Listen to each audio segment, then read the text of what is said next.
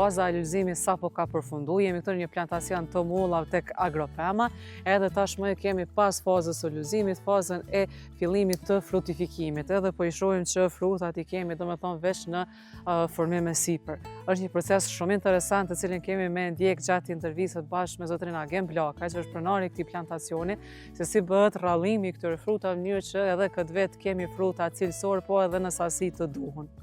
Po mbi gjitha që na konsumatorët i kemi në një shije adekuate, ky është një prej proceseve ndoshta kyçemi me thonë të kësaj faze para fazës së frutifikimit komplet vjeljes. Normalisht edhe molla si krejt kultura tjera do realisht goxha punë.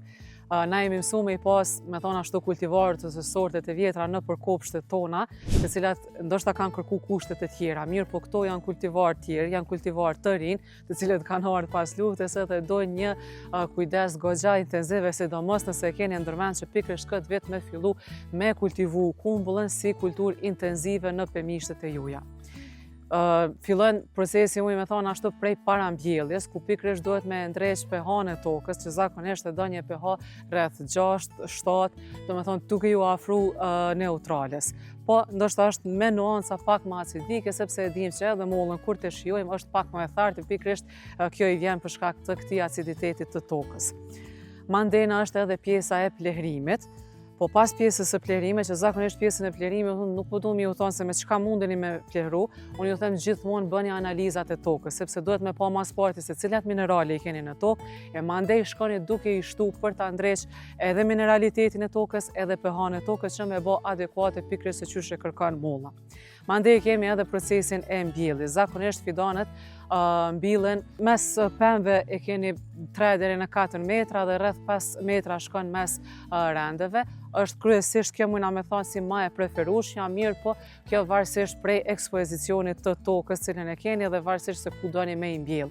Mandena e kemi edhe hapjen e gropave. Hapja e gropave preferohet kryesisht më bëhet rreth 60 cm e gjane, 60 cm e gjatë, edhe zakonisht mbushet me ple NPK dhe ple të sallit, e cila kombinohet. Mirë, po mos harroni kur azotin mos e përdorni në sasi shumë të madhe.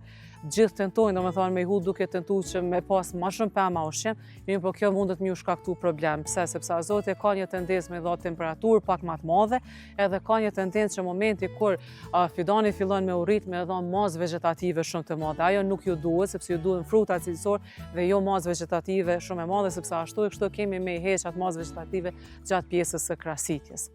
Pastaj e kemi edhe pjesën e plehnimit, të cilës shkoni vazhdimisht duke e bë para fazës së lulëzimit, pas fazës së lulëzimit, edhe pikërisht në fazën e formimit të frutave. Janë 2 faza të plerimit që bëhet foliare, ku mirret ushqimi nëpërmjet gjetëve, po është edhe faza të cilë hudhen në afërsi të rronjeve.